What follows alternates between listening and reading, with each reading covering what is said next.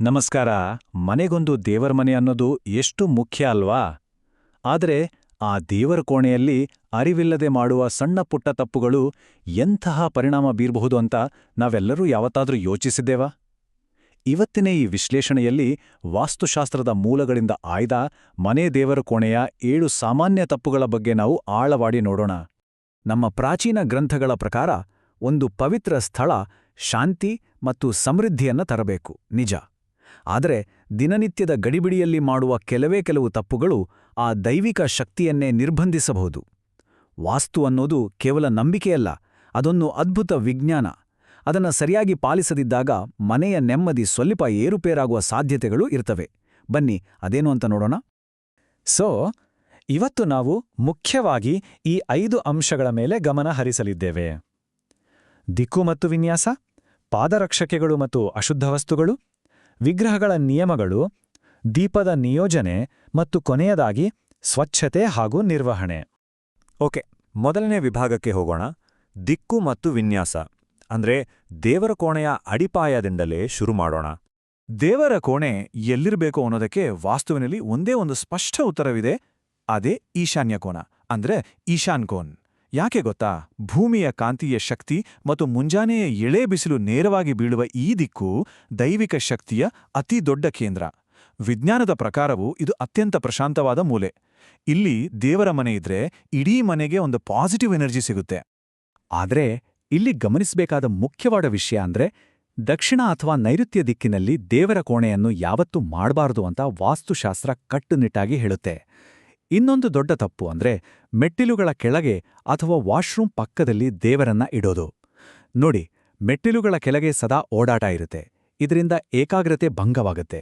ಇದು ಖಂಡಿತವಾಗಿಯೂ ಋಣಾತ್ಮಕ ಶಕ್ತಿಯನ್ನು ಆಕರ್ಷಿಸುತ್ತೆ. ಈಗ ಎರಡನೇ ವಿಭಾಗಕ್ಕೆ ಬರೋಣ, ಪಾದರಕ್ಷೆಗಳು ಮತ್ತು ಅಶುದ್ಧ ವಸ್ತುಗಳು. ಇದು ನಮ್ಗೆ ಅರಿವಿಲ್ಲದೆ ಪವಿತ್ರ ಜಾಗಕ್ಕೆ ನಕಾರಾತ್ಮಕ ಶಕ್ತಿಯನ್ನು ತರುವ ತಪ್ಪು. ಎರಡನೇ ದೊಡ್ಡ ತಪ್ಪು, ದೇವರ ಕೋಣೆ ಒಳಗೆ ಪಾದರಕ್ಷೆಗಳನ್ನು ಧರಿಸೋದು.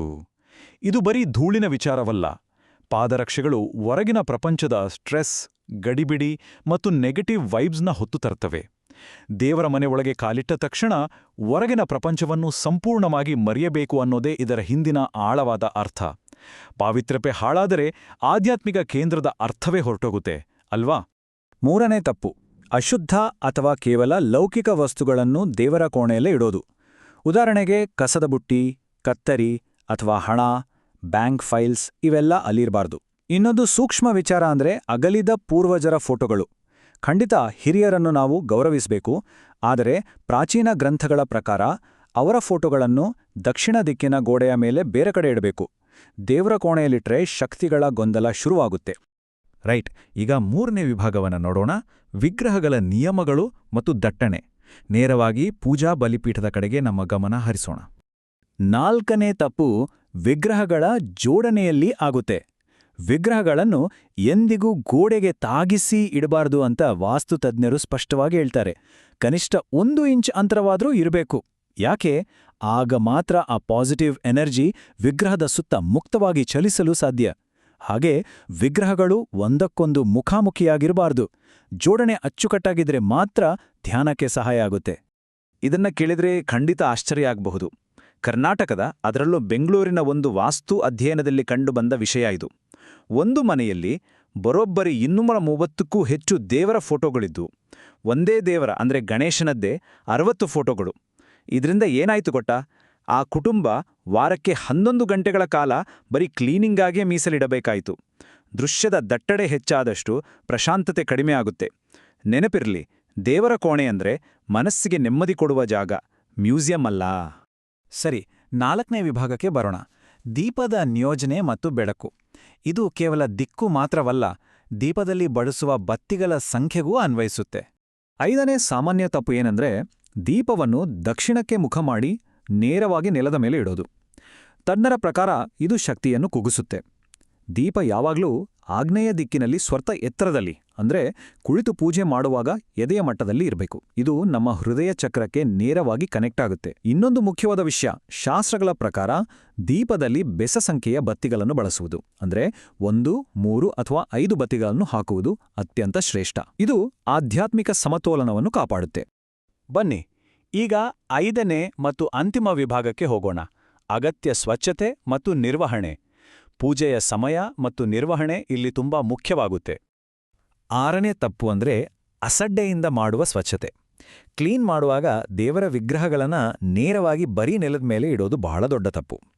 ಇದರ ಬದಲಾಗಿ ಯಾವಾಗಲೂ ಒಂದು ಶುದ್ಧವಾದ ಮರದ ಮಣೆ ಅಥವಾ ಹತ್ತಿ ಬಟ್ಟೆಯ ಮೇಲೆ ಇಟ್ಟು ಗೌರವದಿಂದ ಶುದ್ಧೀಕರಿಸಬೇಕು.